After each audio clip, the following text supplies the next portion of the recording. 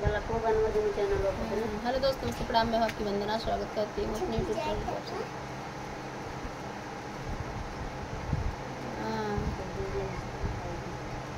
पकड़े रहे हो रहा होता गंजी ही बड़ी फ्रेंड। आइए प्यारा सा गीत सुनाते हैं। कौन? सोवर हवन गीत। और फ्रेंड, तबीयत मेरी सही नहीं है, ज़बरदस्ती मुझे गाना गवाया जा रहा है। तबीयत सही नहीं है फ्रेंड, ज़बरदस्ती गाना अर्चना मुझे गवा रही हैं। आइए प्यारा सा हवन गीत सुनते हैं। मंगल होवे हवनिया में श्री रघुबर के चरनिया में, श्री रघुबर के चरनिया में। मंगल होवे हवनिया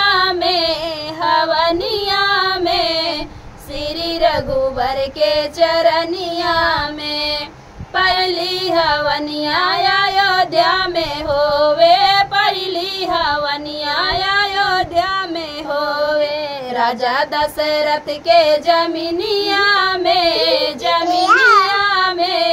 श्री रघुबर के चरनिया में, श्री रघुबर के चरनिया में। मंगल होवे हवनिया में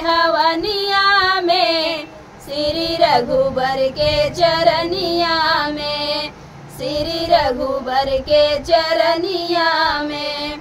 दूसरी हवनिया जनकपुर में होवे, दूसरी हवनिया जनकपुर में होवे। राजा जनक के जमीनिया में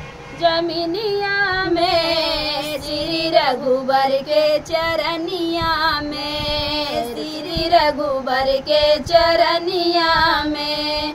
मंगल होवे हवनिया में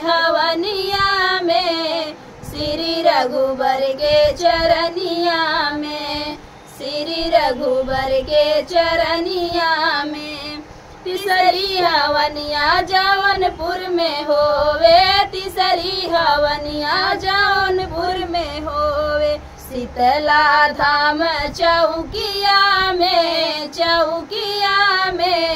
मैया श्री रघुबर के चरनिया में, श्री रघुबर के चरनिया में। शीतला धाम चौकिया में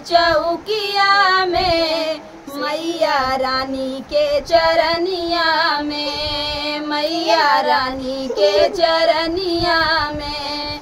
मंगल होवे हवनिया में